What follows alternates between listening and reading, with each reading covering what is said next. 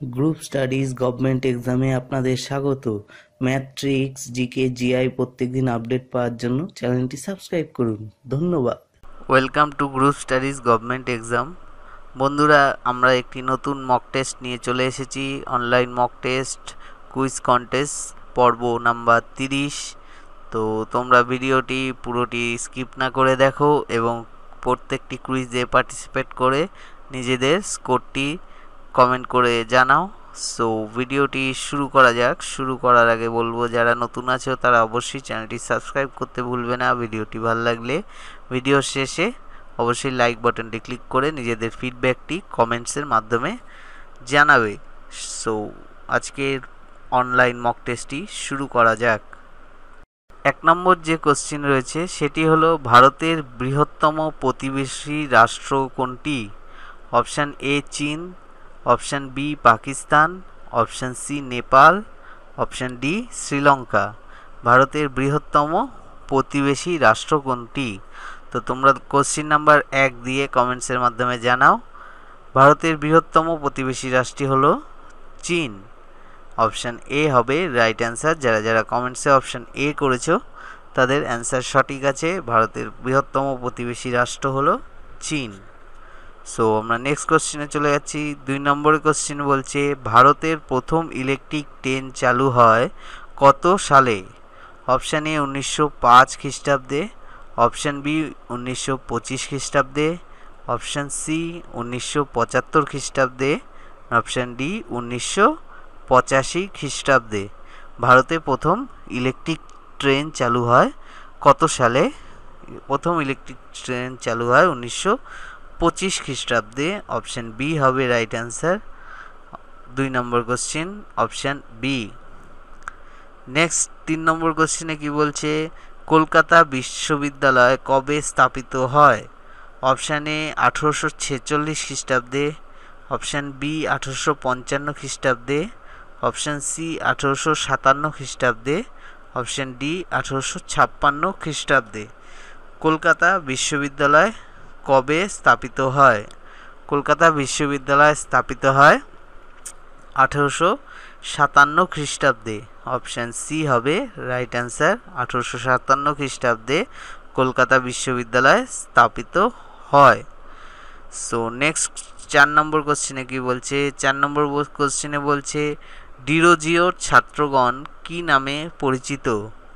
Option A নববঙ্গ দল, option B আত্মীয় সভা, অপশান সি ব্রাহ্ম সভা, অপশান ডি কোনোটি নয়। ডিরোজিওর ছাত্রগণ কি নামে পরিচিত? 4 নম্বর কোশ্চিন। ডিরোজিওর ছাত্রগণ পরিচিত নববঙ্গ দল হিসাবে। অপশান এ হবে রাইট অ্যান্সার। নববঙ্গ দল হলো ডিরোজিও ছাত্রগণকে বলা হতো নববঙ্গ দল। সো নেক্সট 5 নম্বর কোশ্চেনে কি বলছে, পাট উৎপাদনে ভারত পৃথিবীতে কোন স্থান অধিকার করে? অপশান এ প্রথম, অপশান বি দ্বিতীয়, অপশান সি তৃতীয়, না অপশান ডি চতুর্থ।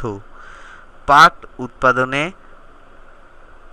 ভারত পৃথিবীতে কোন স্থান অধিকার করেছে? পাট উৎপাদনে ভারত প্রথম স্থান অধিকার করেছে। অপশান এ হবে রাইট অ্যান্সার। প্রথম হলো রাইট অ্যান্সার। তো 5 নম্বরে যারা যারা অপশান এ করেছো কমেন্টসে তাদের সঠিক অ্যান্সার আছে। সো নেক্সট কোশ্চেনে চলে যাচ্ছি। বলেছে 6 নম্বর কোশ্চেন বলেছে, ভারতের প্রথম মহিলা মুখ্যমন্ত্রীর নাম কি? Option A Sucheta Kripalani, option B Mayawati, option C Sushma Swaraj, option D Indira Gandhi. তো কোনটি হবে রাইট অ্যান্সার 6 নম্বরের ভারতের প্রথম মহিলা মুখ্যমন্ত্রীর নাম? আমরা এগুলো সব প্রথম মহিলার ভিডিওটি করেছি, তোমরা দেখে নিতে পারো। অ্যান্সার হবে সুচেতা কৃপালিনী হলেন প্রথম মহিলা মুখ্যমন্ত্রী ভারতের। সো অপশান এ হবে রাইট অ্যান্সার। তো আমরা নেক্সট কোশ্চেনে চলে যাচ্ছি। 7 নম্বর কোশ্চেনে বলেছে, ভারতীয় রেল ব্যবস্থা বিশ্বের মধ্যে কততম স্থানে আছে সেটা জিজ্ঞেস করেছে। অপশান এ প্রথম, অপশান বি দ্বিতীয়, অপশান সি তৃতীয়, অপশান ডি চতুর্থ। ভারতীয় রেল ব্যবস্থা বিশ্বের মধ্যে কততম স্থানে আছে? ভারতীয় রেল ব্যবস্থা আছে চতুর্থ নম্বর পজিশনে বা স্থানে। অপশান ডি হবে রাইট অ্যান্সার। চতুর্থ হলো ভারতীয় রেল ব্যবস্থা বিশ্বের মধ্যে। সো নেক্সট কোশ্চেন কি বলেছে? 8 নম্বর কোশ্চেন বলেছে গারো পাহাড়ের সর্বোচ্চ শৃঙ্গের নাম কি? Option A Shillong, option A Saramati, option C Nokrek, option D Japvo. Garo পাহাড়ের সর্বোচ্চ শৃঙ্গের নাম কি? গারো পাহাড়ের সর্বোচ্চ শৃঙ্গের নাম হলো নকরেক। তো অপশান এ সি হবে রাইট অ্যান্সার। 8 নম্বর কোশ্চেনের নকরেক হলো গারো পাহাড়ের সর্বোচ্চ শৃঙ্গের নাম। নেক্সট কোশ্চেন কি বলছে? 9 নম্বর কোশ্চেনে বলেছে হলদিঘাটের যুদ্ধ কবে সংঘটিত হয়? অপশান এ 1557 খ্রিস্টাব্দে, অপশান বি 1561 খ্রিস্টাব্দে, অপশান ডি সি 1576 খ্রিস্টাব্দে, নাকি অপশান ডি 1578 খ্রিস্টাব্দে। হলদিঘাটের যুদ্ধ হয়েছিল কত খ্রিস্টাব্দে? হলদিঘাটের যুদ্ধ হয়েছিল 1576 খ্রিস্টাব্দে।